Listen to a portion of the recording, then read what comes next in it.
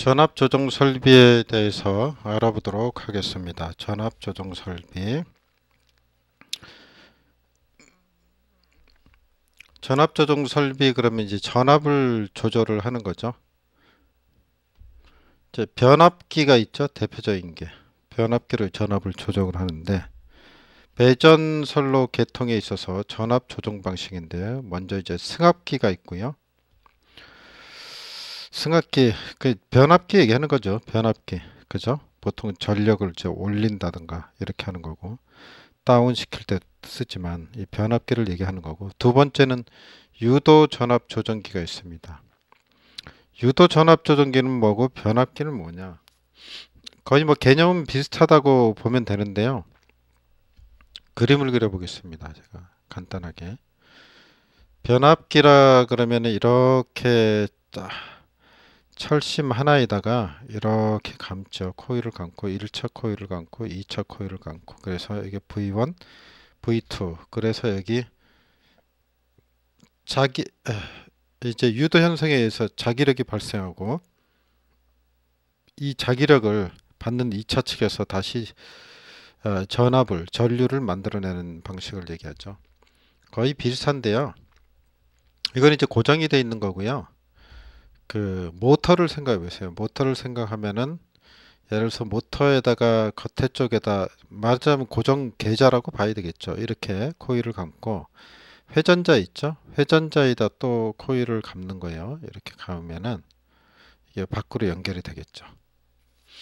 연결이 돼서 이제 이쪽이 이제 밖으로 감긴 측이 이제 전압이 이제 나오는 측이라고 생각을 했을 때, 이게 V2가 됐을 때 이쪽으로 이제 V1이 들어가고 해서 이 사이에 이제 그 자계가 발생을 해서 일로 옮겨가는 거죠. 그죠? 말하자면 전기자에서, 쉽게 얘기하면 전기자에서 이제 계좌 쪽으로 옮겨가서 이제 전압을 유도시키는 방식이죠.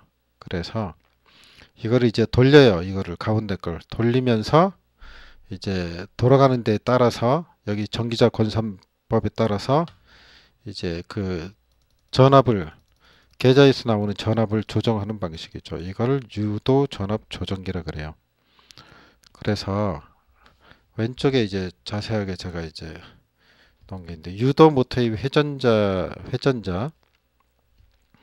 회전자를 어떤 위치에 고정시켜 두면 트랜스와 같은 원리에서 1차 권선, 회전자 권선에 가한 교류 전압과 같은 주파수의 유도 기전력이 2차 권선에, 아까 제가 얘기 드린 것처럼 발생하며 전압의 크기와 위성은 회전자를 어느 각도로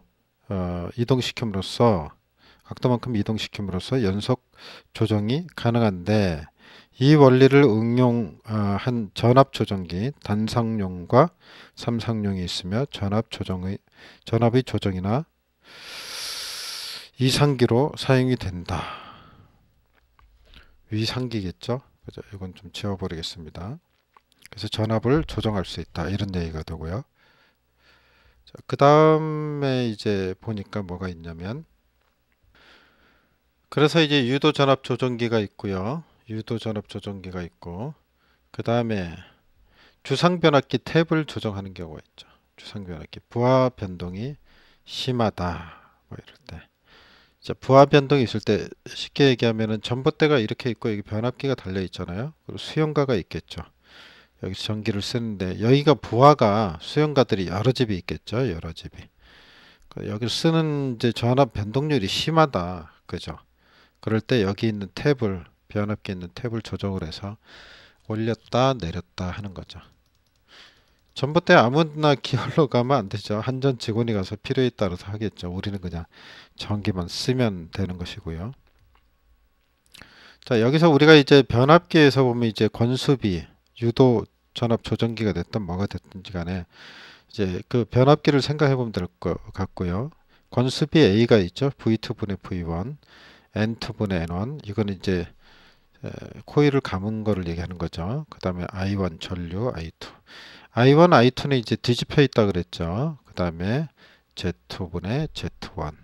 그 다음에 뭐 루트 씌워 가지고 뭐 하는 임피던스도 있었고요. 자, 그래서 여기서 이제 이런 관계, 요 식에서 그죠? 대각선 방향으로 곱하면 이 식이 나오고 여기서 V2 출력 전압은 V1과 어떤 관계에 있는가 그 관계성이 바로 여기 권수비에 있다. 권수비에 따라서 달라진다 하는 것을 관계식을 나타낸 겁니다. 그래서 N1을 기준으로 잡고 변압기에서 N1을 기준으로 잡고 N1보다 N2가 더 크면 그죠? 더 크면 승합기가 되는 거고 더 작으면 N2가 그죠? 분자가 더 작아지면은 당연히 작아지니까 V1보다 작아지겠죠.